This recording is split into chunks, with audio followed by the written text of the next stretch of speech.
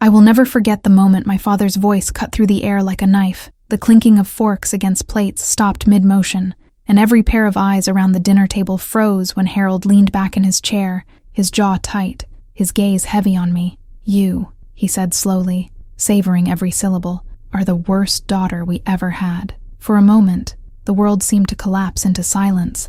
I could hear my heart pounding in my ears, the soft hum of the chandelier above, and the way Amelia's lips curled in the faintest smirk, as though she had been waiting for this. My mother, Evelyn, stared down at her plate, unable to meet my eyes, while Daniel shifted uncomfortably in his chair. I swallowed hard, feeling the sting in my throat, that old familiar pain that had haunted me since childhood, whenever my father found new ways to remind me that I was never enough. But this time something inside me cracked. I looked around at the faces that had grown used to my silence, my mother's avoidance, my brother's fear, my sister's smug superiority, and realized they were all waiting for me to shrink again, to accept his words without protest.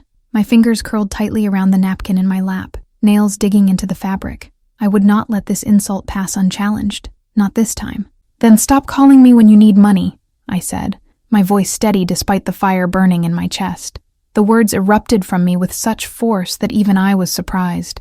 The air in the room thickened instantly. Forks paused mid-air. Amelia's smirk faltered, replaced by a flicker of shock. Evelyn's head snapped up, her eyes wide, almost pleading with me to take it back before Harold reacted. But the words were already hanging in the air like thunder, impossible to ignore, impossible to erase. My father's face hardened, the lines around his mouth deepening as he glared at me. His fork clattered against his plate as he dropped it, his knuckles turning white against the edge of the table. "What did you just say?" he growled, his voice low but sharp, like the edge of a blade pressed against skin. His pride was too heavy to allow such a truth to be spoken aloud, especially not in front of Amelia, who thrived on being the star, or Daniel, who had always looked up to him in quiet fear. I met his stare and refused to look away. For once in my life, I wasn't going to bow my head. The silence that followed was unbearable, yet liberating at the same time. Evelyn's hands trembled as she reached for her glass of wine, the liquid sloshing dangerously close to the rim. Daniel coughed nervously, his eyes darting between us like he wished he could disappear into the wall. Amelia pressed her lips together, pretending to hide a laugh, but I could see the unease settling in her expression. She knew the truth of my words, even if she would never admit it. And Harold, my father, was trapped in that moment, caught between his fury and the undeniable reality I had just exposed. I leaned forward slightly, my voice quieter this time, but each word deliberate and sharp as glass.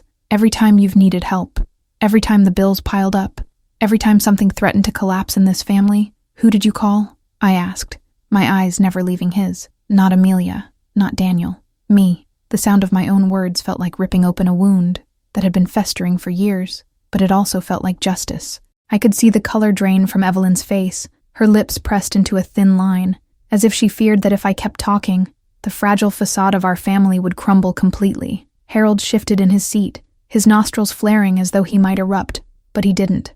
Instead, he stared at me with a kind of rage that was laced with something else, fear. He knew I was right, and the knowledge unsettled him more than the defiance itself. Amelia reached across the table, resting her hand on his arm, playing the role of the devoted daughter, the peacemaker. "Dad, don't let her ruin Christmas dinner," she said sweetly, her voice dripping with poison disguised as honey. Her intervention only fueled the fire in my chest. She wanted me silenced because she knew exposure was dangerous. I pushed my chair back slowly, the wooden legs scraping against the polished floor, the sound cutting through the tension like a scream. My heart was hammering so hard it felt like it might burst out of my chest, but I didn't falter. "You can hate me all you want, Dad," I said, my voice trembling now but still clear. "But don't you dare call me the worst daughter while you keep cashing the checks I write and pretending they came from someone else." I could feel my mother's shame radiating across the table, her eyes glistening with unshed tears. But still, she said nothing. Her silence was louder than my father's anger, and it broke me more than his words ever could. When I finally stood up fully, the room seemed to shrink around me, every face caught between disbelief and fear. The chandelier's light shimmered on the glasses, on the silverware, on the frozen expressions staring back at me. My father opened his mouth to speak, but for the first time nothing came out. The power he had wielded over me all my life was slipping, and he knew it. I had cracked the mask, and as I turned and walked out of the dining room, leaving them in stunned silence, I realized that nothing about our family dinners would ever be the same again. When I was a little girl, I learned early that love in our house came with conditions. My father, Harold, had always been a man who carried himself like the world owed him respect, and my mother, Evelyn, hovered behind him like a shadow, existing more to soothe his temper than to comfort her children. Amelia, my older sister, was the golden child, showered with praise for even the smallest accomplishments, a painting, a poem, a smile that mirrored Evelyn's youthful charm. Daniel, my younger brother, though timid and reserved, was considered the promising son, the one Harold bragged about when it came to carrying on the family's name. And me, I was the afterthought, the one who tried to be seen, but somehow always slipped into the corners of their vision. I remember birthdays where my candles went unlit until I begged, where gifts were chosen at the last minute and wrapped in recycled paper, where the only photographs were snapped begrudgingly by Evelyn, her face stiff as if she were documenting an obligation rather than a celebration. Meanwhile, Amelia's parties were grand displays of balloons, cakes taller than me, and crowds of relatives who fawned over her like she was royalty. I watched her blow out candles with the kind of smile that told me she knew she was adored, and in the flicker of the flame that died for her wishes, mine never existed. That disparity grew roots in me, tangled and ugly, twisting into something I never fully escaped. School became my refuge, though even there the comparisons followed me. Teachers admired Amelia's wit and charm, praising her essays like they belonged in anthologies. Daniel's quiet intelligence earned him patient guidance and gentle encouragement, but when it came to me, I was capable but distracted, talented but undisciplined. The truth was, I tried harder than anyone else in the house, desperate for a single nod of approval from my father. I worked late into the night, practicing piano, memorizing poems, preparing science projects that I prayed would make him proud. Yet, when I presented them, he only frowned and said, "Why can't you be more like Amelia?" His words branded me, each one a scar. The most vivid memory I carry is of the night I sang in the school concert. I was 12, nervous and trembling, standing on that stage with my voice quivering as I poured everything I had into the song. When I finished, the applause washed over me like sunlight, and for a brief second, I believed I had done something worthy of pride.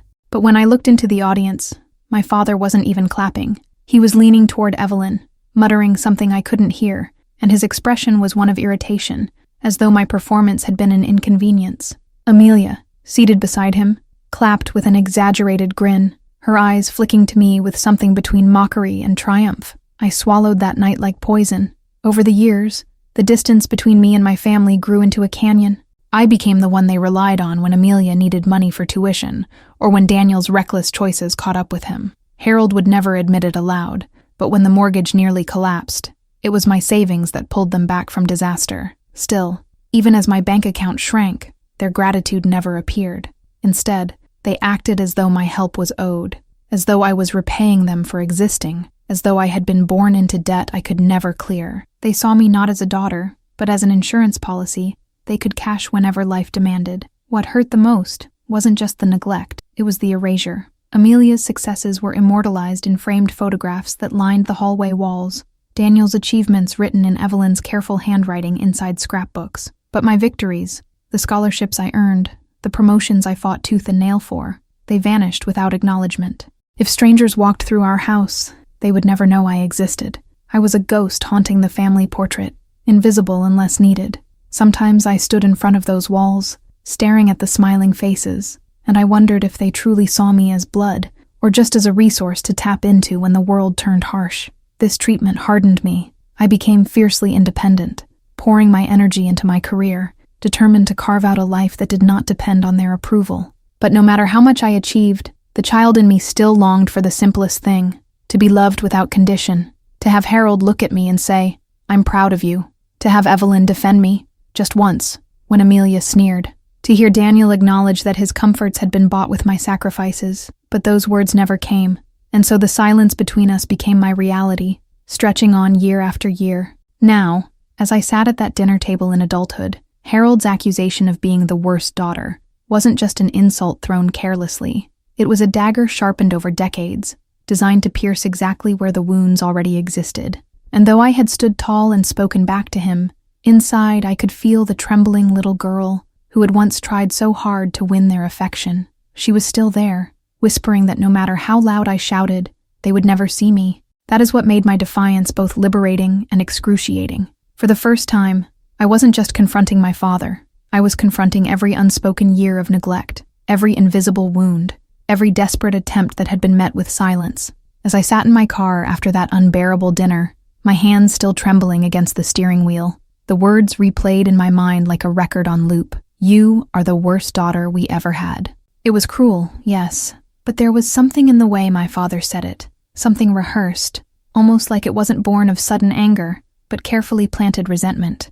I began to think about how many of my father's harshest comments over the years had been said in Amelia's presence, how often she had stood nearby with that knowing smirk, as if savoring my humiliation. For the first time, I wondered if Harold's hatred hadn't grown naturally, but had been nurtured, watered by Amelia's whispers in the shadows, her subtle manipulation of the narrative, until I became the villain in my own family's story. Amelia had always possessed a gift for weaving stories that suited her, bending truth until it wrapped itself tightly around her needs. When we were children, I remembered her telling Evelyn that I had broken a vase, even though she had been the one who pushed it off the shelf during one of our fights. Evelyn hadn't asked questions. She simply punished me while Amelia stood by with wide, innocent eyes. It didn't end there. Stolen toys, missing homework, secret lies whispered into Harold's ear. Each time, Amelia managed to make herself look like the victim, while I became the scapegoat. I didn't notice the pattern then, but now, replaying those memories, it was impossible to ignore. Her skill in manipulation only grew sharper as we got older. When she wanted new clothes, she would hint to Harold that I had been wasting money irresponsibly, creating a contrast that painted her as the sensible one. When she needed help in college, she convinced Evelyn that I had offered to cover her tuition, twisting my silence into reluctant consent. I remembered one night when Harold stormed into my room, shouting about my irresponsible spending habits, waving a credit card bill that wasn't even mine. I hadn't realized until later that Amelia had used my name to order things, knowing I was too exhausted from work to fight the battle of convincing them it wasn't me. She was an artist in the theater of deception, and the family was her willing audience. The bitterness in Harold's tone, the way Evelyn defended Amelia at every turn, even Daniel's quiet compliance, they were all pieces of a larger puzzle. Amelia had spent years cultivating her role as the cherished daughter, the untouchable one, while casting me as the reckless, ungrateful child. By the time I grew into adulthood, the narrative was so entrenched that even when I offered my family lifelines, money, time, sacrifices, it wasn't enough to undo the damage of her whispers. I wasn't just battling Harold's disappointment. I was battling Amelia's carefully constructed story about who I was. It dawned on me that maybe my father's cruel words at the dinner table weren't even fully his. They were Amelia's poison, spoken through his mouth. What made this realization unbearable was that it explained so much of my erasure. It wasn't just neglect. It was targeted, engineered. Amelia had worked tirelessly to ensure that I never stepped into the light, that every achievement of mine seemed either insignificant or stolen. I could see it now, like a thread being pulled, unraveling the tapestry of our family history. The very reason I was the one expected to bail them out financially was because Amelia had convinced them I owed it, that my mistakes, my failures, my so-called irresponsibility were debts to be repaid in perpetuity. But those debts were lies. I had been paying a price for sins I never committed, while Amelia thrived on the illusion of innocence. I thought about the moments when I had gone out of my way to be there for her, only to be met with betrayal. The time she cried on my shoulder about a failed relationship, and I gave her money to get back on her feet, only to find out weeks later she had used it to fund a vacation with the same man. The time she begged me to talk to Harold about being more lenient with her, and I did, only for Harold to turn it around and accuse me of undermining him. Amelia's genius was in twisting kindness into culpability, generosity into weakness, and every time I stayed quiet, every time I endured, she grew bolder, weaving herself tighter into Harold's affections while leaving me with the scraps. Sitting there in the silence of my car, I realized something that shook me to my core. Amelia hadn't just stolen my father's love, she had orchestrated my exile. Every story, every lie, every manipulation had built the foundation for that one sentence Harold had delivered with such venom: "You are the worst daughter we ever had." It was a verdict years in the making, crafted by Amelia's hands. And yet, as much as I wanted to hate her, as much as I wanted to scream and expose her, I couldn't help but feel a crushing sorrow. Because beneath her cruelty, there had to be a reason, some wound in her that made her crave adoration at any cost. But compassion was not enough anymore. For years, I had borne the weight of silence, thinking endurance was strength. Now I saw that silence had been complicity, that Amelia thrived because I never called her lies into the open. That realization lit something in me. Not rage, not revenge, but resolve. If Amelia wanted to cast me as the villain, then I would rewrite the script. For once, I would stand in the light, not for Harold, not for Evelyn, not even for Daniel, but for myself. I didn't yet know how, but as I pulled the key from the ignition and stared into the darkness of the road ahead, one thing became clear. Amelia's shadow had stretched long enough. It was time to confront the truth. The morning after that dreadful dinner, I woke up with a heaviness in my chest that no amount of coffee could clear. The house felt suffocatingly quiet, yet my mind roared with echoes of my father's voice and Amelia's triumphant silence. I sat at the edge of my bed, staring at my phone, scrolling through old messages, and that's when something caught my attention. A bank alert from 3 months ago, showing a transfer I hadn't remembered making. It was addressed to a vendor with Amelia's name attached. At first I thought it was a mistake, but then memory trickled in. Amelia had borrowed my card, promising to just check something. She had returned it minutes later with a smile, as if nothing had happened. I had brushed it off, but here was the proof. She had been quietly draining my accounts. The discovery pulled at a thread in my mind, and suddenly, dozens of little things began surfacing like ghosts refusing to stay buried. The new purse Amelia had flaunted at Evelyn's birthday party, the spa retreat she had boasted about, the scholarship she claimed to win for her postgraduate course. All of it now seemed suspiciously timed to withdrawals I had overlooked. I felt a rush of nausea. She hadn't just been whispering poison into my father's ear. She had been using me as her personal bank, siphoning away my hard-earned money while spinning a narrative that I was the reckless one. For years, I had carried guilt for mismanaging funds, when in reality, Amelia had been orchestrating the chaos. Fueled by a mix of anger and clarity, I pulled out old folders, receipts, and statements, combing through every corner of my financial history. The deeper I looked, the more patterns emerged. Charges under names I didn't recognize but traced back to Amelia's friends, purchases shipped to addresses that weren't mine but hers, cash withdrawals timed exactly to her sudden appearances at family dinners in glamorous outfits. It wasn't just a few mistakes. It was a deliberate scheme, years in the making, designed to make me appear irresponsible while Amelia wore the mask of responsibility.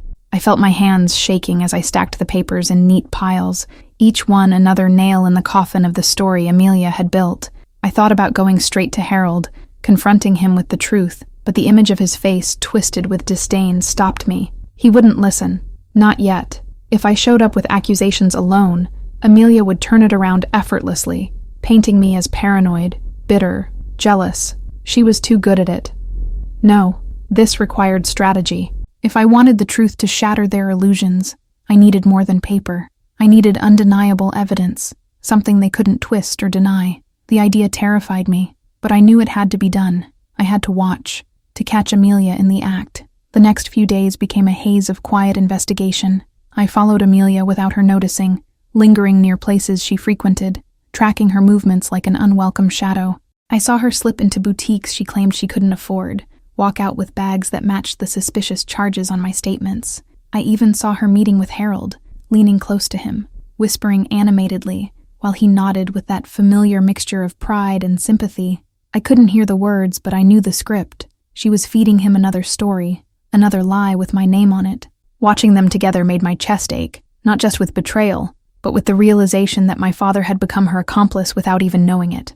One evening, I took a step further and checked the family's shared cloud account, a digital space Amelia never imagined I'd access. Buried under photos of family gatherings and holiday trips, I found screenshots of messages she had sent Evelyn, messages where she twisted my actions, claiming I had mocked them, that I had insulted Harold behind his back, that I laughed about being their cash machine. None of it was true. She had fabricated entire conversations, erasing me in real time and replacing me with the villain she wanted me to be. Staring at those messages, I felt an odd calmness settle over me. It was no longer speculation. I had proof, digital fingerprints of her deceit. When I finally gathered enough, I confronted Evelyn first, sitting across from her in the living room, the air thick with silence as I spread the receipts and screenshots before her. Evelyn's face shifted from confusion to discomfort, and finally to something I hadn't seen in years, doubt. She looked at me, then at the papers, then back at me, her lips parting, but no words coming out. I could see her trying to reconcile the image of me as the ungrateful daughter with the mountain of evidence in front of her. For the first time, Amelia's narrative cracked, even if just slightly. Evelyn didn't apologize, not yet, but she didn't defend Amelia either. That silence was enough to keep me moving forward. But Harold was another story. When I showed him the evidence, he slammed the papers down, his eyes blazing with something between rage and denial. "You think you can come here and turn me against my own daughter?" He spat. His voice shook the walls, his fists trembling as he pointed at the proof I had placed before him. Amelia had built her kingdom too carefully in his heart. He wasn't ready to see it collapse. I left that night with the echoes of his accusations trailing behind me. But strangely, I didn't feel defeated. Because while Harold refused to see, Evelyn's silence had spoken louder than any words. The truth had begun its work, and Amelia's carefully spun web was unraveling. As I lay in bed that night, staring at the ceiling, I realized something profound.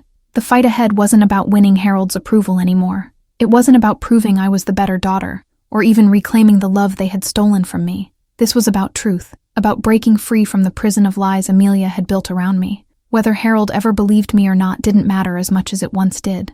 What mattered was that I believed myself, that I saw the truth clearly, and refused to carry the guilt of Amelia's sins anymore. For the first time in years, I felt a flicker of strength, not borrowed, not begged, but entirely my own. The days following my confrontation with Evelyn and Harold were heavy with silence, but silence does not mean peace. It is often the precursor to storms. I could feel it brewing in the air, lurking behind the ordinary rhythms of life. My phone vibrated with messages I didn't want to read, Amelia's name flashing over and over, followed by words dripping with venom disguised as concern. "Why are you trying to ruin us?" she wrote. "Dad is heartbroken.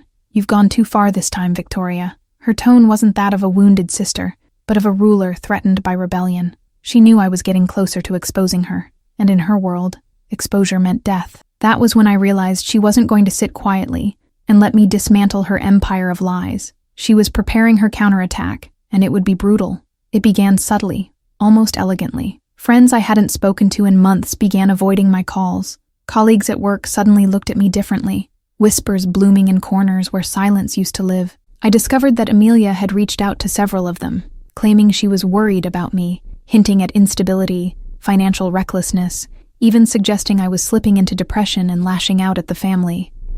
Lies spread faster than truth, and Amelia knew this game too well. Her poison dripped into ears with precision, soft enough to sound like care, sharp enough to wound me before I even knew what had been said. Watching people who once respected me tilt their heads in suspicion was like being erased from my own life while Amelia wrote the script in my place. But she wasn't done. At the next family gathering, a forced event Harold insisted on, Amelia entered the room like a queen descending to face her subject. She sat beside Harold, her hand on his arm, speaking in hushed tones that carried just enough for me to hear. "I just don't know how much more we can take of her outbursts." Every eye turned toward me, measuring me against Amelia's carefully woven performance. I wanted to scream, to throw the proof in their faces, but I restrained myself. If I lost control, she would win. That's what she counted on, my anger as her stage. So instead, I sat there, my jaw clenched, watching her smile sweetly as though she were the victim of my cruelty. The performance was flawless, and the audience, my family, applauded silently with their nods. Yet even the best actresses slip. And Amelia slipped that night.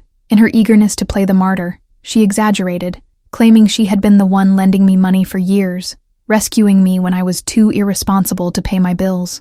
I noticed Evelyn's brow furrow slightly, a flicker of doubt crossing her face. Evelyn knew Amelia never had money of her own. She depended too much on Harold and her supposed scholarships. Amelia quickly covered her stumble with another story, but I had caught it, and so had Evelyn.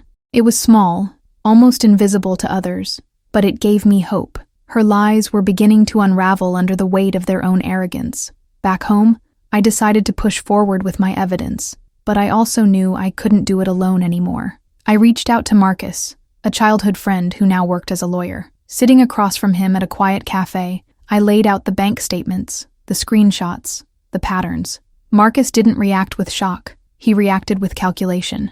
"Victoria," he said, his voice steady, "this isn't just sibling rivalry. What Amelia's done could be considered fraud. If you're willing, we could build a case." The word fraud sent a shiver down my spine. It was one thing to see Amelia as manipulative, another to recognize her actions as crimes. But Marcus was right. Amelia had crossed legal lines, and perhaps the only way to stop her was to drag her out of the shadows into a courtroom she couldn't charm. When Amelia found out I had spoken to Marcus, and of course she found out because she always did, her mask slipped for the first time. She cornered me in Harold's driveway, her voice low and sharp like a blade. "Do you think you can win against me?" she hissed, her eyes gleaming with a darkness I had never seen before. "You're weak, Victoria. You've always been weak. Dad knows it. Mom knows it. Everyone knows it. That's why they believe me. You have nothing." Her words sliced deep, but I held my ground, clutching the folder of evidence in my hand, as if it were armor. I didn't reply. My silence, for once, was louder than any insult she could throw. I saw something flicker in her eyes then. Fear. Still, fear only made her more dangerous. The next morning, Harold called me in fury, demanding to know why I was threatening Amelia with lawyers. His voice cracked with rage, but beneath it, I heard desperation. Amelia had run to him again, weaving herself into his heart with sobs and accusations. "She's family, Victoria. How dare you drag her name into court?" he thundered. The irony almost made me laugh. Wasn't I family too? Hadn't my name been dragged through the mud at every dinner table because of Amelia's lies? But I didn't laugh. I let his rage wash over me, reminding myself that storms don't last forever. Even hurricanes eventually run out of wind. That night, alone in my apartment, I stared at the piles of evidence scattered across my table, wondering if any of it would ever matter. Amelia's hold over Harold seemed unbreakable, her performance so convincing it bent reality itself. But then I remembered Evelyn's furrowed brow, Marcus's steady voice, Amelia's moment of fear when I refused to bend. Those were cracks in her armor, small but undeniable, and cracks, given time and pressure, could bring down even the strongest walls. I realized I wasn't just fighting for myself anymore. I was fighting for truth itself, for the chance to stop Amelia from destroying everything she touched. And though I was terrified, a spark of defiance burned brighter than it ever had before. The night after that dinner, I couldn't sleep. My father's words, "You are the worst daughter we ever had," echoed in my head like an endless drum, each repetition cutting deeper than the last. I lay in bed staring at the ceiling, replaying the moment in slow motion, the clatter of cutlery, the stunned silence, the way my mother's hand trembled as she tried to hide her discomfort. It was supposed to be an evening of family togetherness, yet instead, I had become a spectacle, the target of his anger, his unspoken resentment. I tried to breathe slowly, to calm the storm rising inside me, but the truth was impossible to silence. I knew in the depths of my heart that my father's cruelty wasn't sudden. It was a culmination of years of wounds that had been ignored, denied, or disguised beneath the facade of family unity. For the first time, I realized I had been trained to endure humiliation, almost as though it were part of my role as his daughter.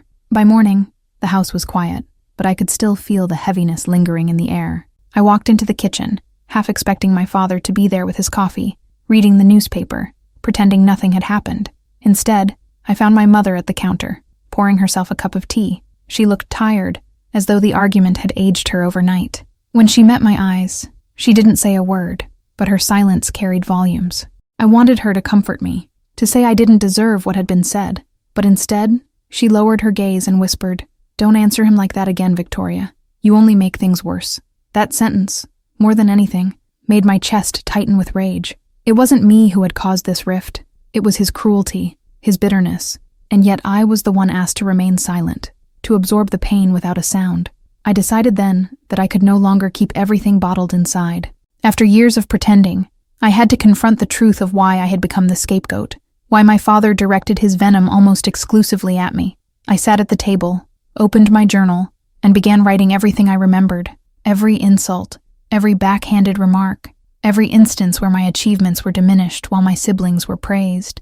The more I wrote, the more the anger solidified into clarity. This wasn't just about last night. It was a pattern, a cycle. And cycles had reasons. Cycles had beginnings.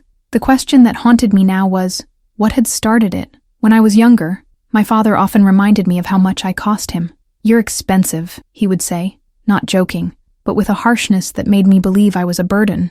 At the time, I thought it was normal. Parents worked hard, children were costly. But the older I grew, the more I saw the difference between how he treated me and how he treated Clara and Daniel. To them, he gave encouragement, affection, money, even when they didn't ask. To me, he gave restrictions, conditions, and lectures about responsibility. I began to wonder if it was because I was different, not in ability, not in effort, but in something deeper, something unspoken. The thought struck me like a chilling wind.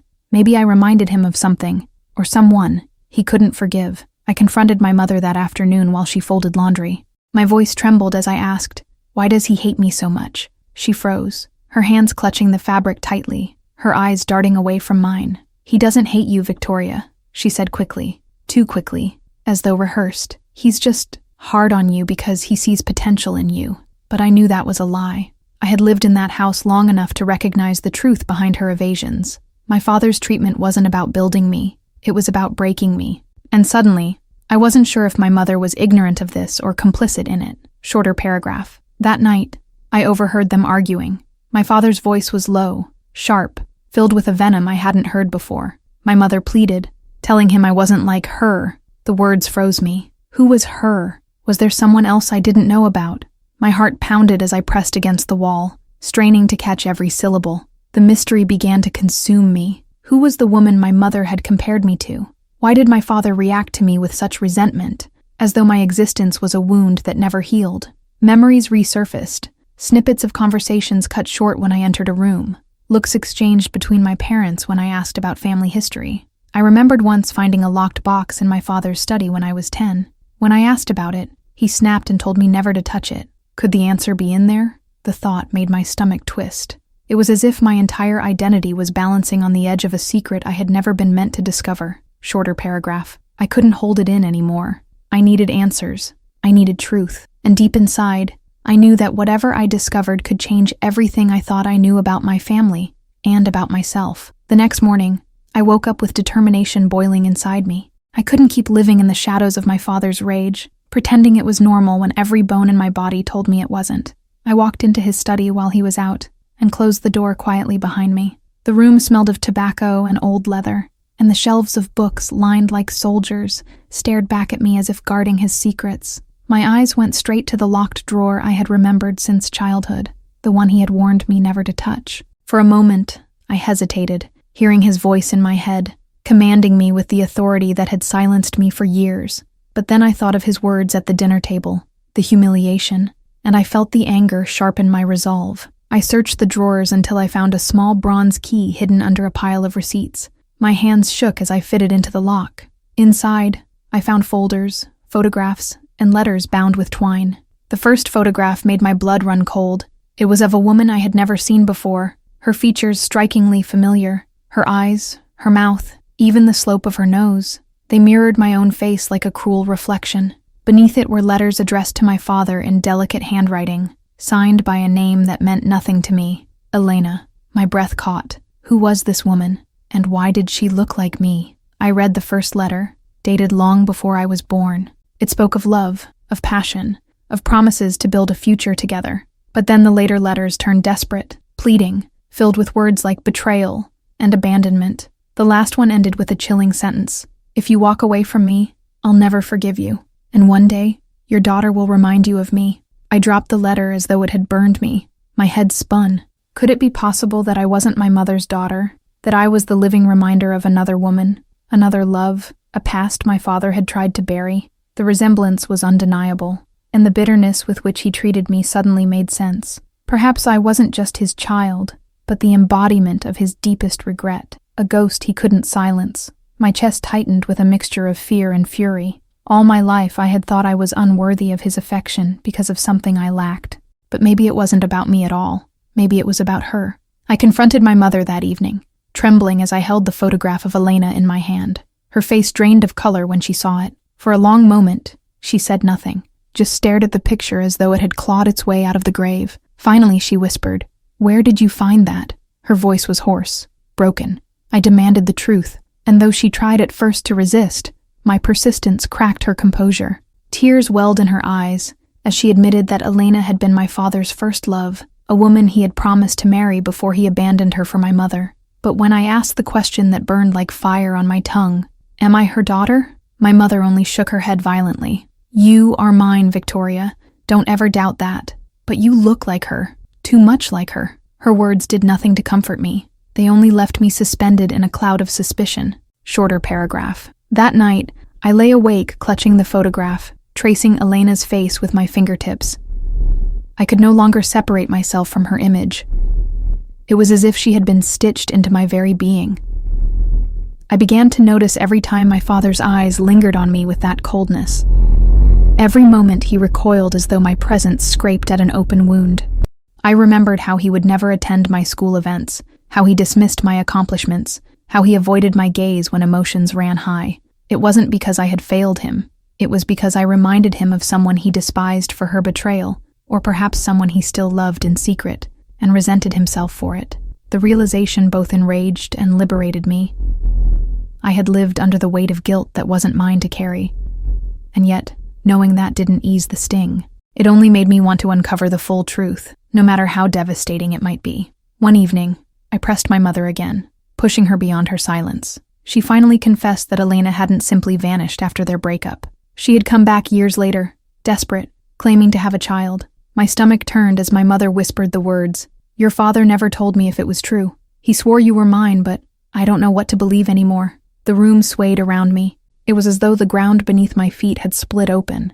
My very identity, who I was, who I belonged to, was now a question mark. I couldn't tell if I was Victoria, the daughter of my mother who raised me, or a shadow of Elena, the woman whose face I wore. Shorter paragraph. I realized then that the truth wasn't just hidden in letters or in whispers.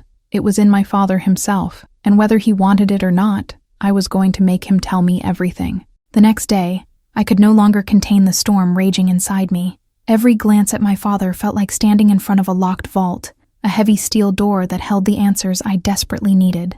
I watched him move through the house with his usual cold detachment, sipping his coffee, scanning the newspaper, barely acknowledging my existence, and I thought of all the years I had lived in his shadow, begging for crumbs of affection. My anger boiled over into a sharp, icy determination. I wouldn't allow him to bury the truth any longer. I waited until evening, when my mother was out, and the house fell into silence. He sat in the study, a glass of whiskey on the desk, his tie loosened, his eyes already tired. I walked in, holding the photograph of Elena between my fingers like a blade. Without a word, I placed it on the desk in front of him. He froze, his jaw tightening as his eyes locked onto it, and in that instant, I knew he had spent years dreading this moment. For a long stretch of silence, neither of us spoke. The only sound was the faint ticking of the grandfather clock in the hallway, each second striking against my chest like a drumbeat. Finally, he leaned back in his chair, his face unreadable, though I could see the tension in the way his hands gripped the armrests. "Where did you get this?" His voice was low, gravelly, dangerous. I told him I had found it in his drawer, along with the letters, and that I wanted the truth. No, more than that. I demanded it. I told him I was tired of being treated like a stranger in my own family. Tired of the cruelty, tired of the silence. I wanted to know why he looked at me as though I were a mistake he wished he could erase. His eyes narrowed, and for a moment, I thought he would lash out. But then, with a deep, trembling breath, his shoulders slumped, and I saw something in him I had never seen before. Defeat. He picked up the photograph slowly, staring at Elena's face for so long that I began to wonder if he had forgotten I was there. When he finally spoke, his voice cracked, raw and stripped of its usual authority. "You remind me of her because you are her daughter." The words pierced me like shards of glass. My chest hollowed, my breath stolen, my body trembling as though my bones had turned to dust. I had prepared myself for this possibility, told myself over and over that it could be true, but hearing it confirmed tore through me in ways I hadn't imagined. He continued, his voice now trembling with something I had never heard from him. Regret. Elena. She was everything to me once. I loved her. More than I thought I could love anyone, but she betrayed me. She left me when I chose another path, when I chose your mother. And yet, when you were born, when I held you for the first time, I saw her face staring back at me. I could never escape it. I staggered backward, shaking my head as if that could erase his confession. My mind raced with memories of childhood, his coldness, his disdain, the way he favored my siblings, the cruel words that cut deeper than any wound. It all made sense now. I wasn't just his daughter. I was his punishment, the living embodiment of a love he lost, of choices he regretted, of bitterness he could never let go. My heart shattered, but at the same time, a strange clarity settled over me. I wasn't broken. I wasn't unworthy. I was a reflection of a woman he could not forgive, and he had punished me for it my entire life. And in that realization, I found a strength I had never known before. Shorter paragraph. But strength did not erase the pain. My identity felt like it had been torn in half, ripped between two women. My mother, who raised me with love, and Elena, whose shadow haunted every look, every word, every silence from my father. I asked him why he never told me, why he allowed me to grow up under the weight of his resentment, without ever offering an explanation. His answer was as bitter as the whiskey in his glass, because I didn't know how, because every time I looked at you I hated myself for still loving her. His admission shook me. It wasn't just anger that fueled his cruelty, it was unresolved love, twisted into something poisonous. He had chained me to his guilt, his longing, his grief, and used me as the scapegoat for his inability to move on. In that moment, I saw not a powerful man, but a broken one, a man drowning in his own past. Yet that didn't excuse the years he had stolen from me. It didn't erase the scars he left on my soul. I left the study in silence, my legs heavy as though I carried the weight of both women on my back. My mother was waiting in the living room when I stepped out. One look at my face and she knew. She didn't ask what he had said. She simply wrapped her arms around me and held me while I shook. I had always thought of her as a victim of his cruelty too, but now I saw the quiet strength in her, the way she had stayed, endured, and shielded me as best she could. But deep down, I wondered if she had always known, if some part of her had looked at me and seen Elena as well. The thought gnawed at me, leaving me torn between gratitude and suspicion. Shorter paragraph. That night, I didn't sleep. I stared at the ceiling. Elena's face still burned into my mind, my father's words echoing like a curse. I knew one thing. I couldn't let the truth end here. There was still more he wasn't saying, and I was going to find it. The following days blurred together in a whirlwind of obsession and fear. I spent hours going through every photograph, every letter, every old family document I could find, piecing together fragments of a life that had been deliberately obscured from me. Elena's presence was everywhere, lingering like a ghost in corners of my memory I didn't even know existed. I discovered old postcards she had sent my father, each one brimming with hope, love, and desperate longing, letters that he had hidden away from my mother and me. The realization hit me with a force I wasn't prepared for. My entire life had been shaped not just by my father's bitterness, but by the absence and betrayal of a woman whose shadow had stretched across decades, leaving me to bear the weight of sins I hadn't committed. The more I learned, the more the pieces of the puzzle clicked into place. The coldness of my father, the favoritism toward my siblings, the constant whispers of disappointment in my ears. They weren't random, they were deliberate, a careful orchestration meant to keep me in my place. I could almost feel Elena's presence, not in a supernatural sense, but in the raw, tangible ways my father had carried her absence like a wound in his soul, and in trying to manage that wound, he had inflicted years of suffering on me. Late one night, I decided I couldn't wait any longer for the explanations he might give. I needed evidence I could hold in my hands. I returned to the study and began opening drawers, carefully scanning every file, every envelope, looking for anything that might reveal the full truth. That's when I found it, a thin, yellowed folder labeled Elena, Everything. My pulse quickened as I pulled it out and opened it, revealing intimate letters between my father and Elena, financial statements, photographs, even small keepsakes she had sent him. Some of the letters detailed promises of a life together. Others cataloged pleas for him to explain why he had chosen my mother over her. The pain in her handwriting was palpable, every sentence dripping with hope and despair, love and anger. And then, I found something that made my hands tremble. An official birth certificate. Not mine, but hers, with my father's name on it. The implications hit me like a hurricane. I wasn't the product of chance or love between my parents alone. I was the embodiment of a choice he had made that had haunted him, a living reminder of the woman he had lost. My head spun with the enormity of the revelation. I stumbled back from the desk, the folder clutched to my chest, my vision blurred by tears I couldn't stop. All the years of humiliation, of whispers, of constant disapproval, suddenly had a terrifying context. I understood now that his cruelty had never been about my failures. It had been about Elena, and through me, he was punishing himself, punishing me, punishing the memory of her that he had never been able to forget or forgive. The realization was both liberating and paralyzing. I had lived my entire life thinking I was unloved, unwanted, and unworthy, and instead, I was a symbol of a love that had been lost, a life that had been interrupted, a past that had refused to die. And Elena, where was she now? Had she known about me? Had she watched silently from afar, knowing her shadow had replaced my life with confusion and pain? Determined to find the final pieces, I reached out to a private investigator, someone who could track Elena and give me answers I couldn't obtain alone. Days passed slowly, each one stretching into a tense eternity. I worked obsessively, cross-referencing the letters with old addresses, tracking the faintest clues left behind in the archives I had uncovered.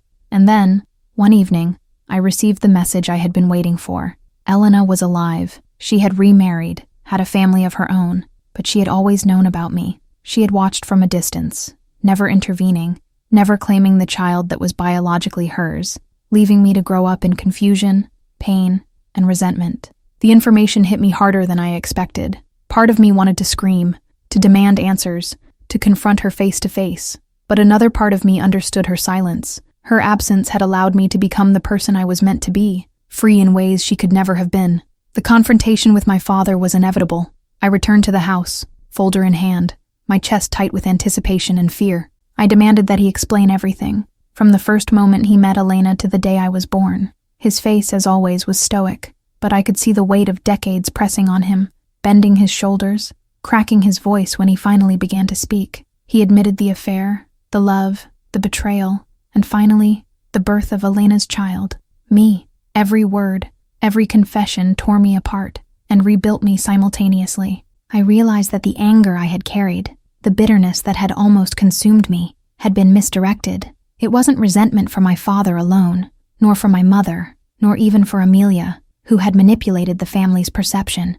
It was resentment for the truth being hidden, for being denied the chance to know who I really was until now. Shorter paragraph. I looked at my father, and for the first time in years, I felt pity instead of fear. He was a man crushed by his own decisions, haunted by his choices, and I finally understood why he had treated me the way he did. It wasn't hate, it was guilt. The next day, I contacted Elena through the investigator, arranging a meeting that felt like stepping into the unknown.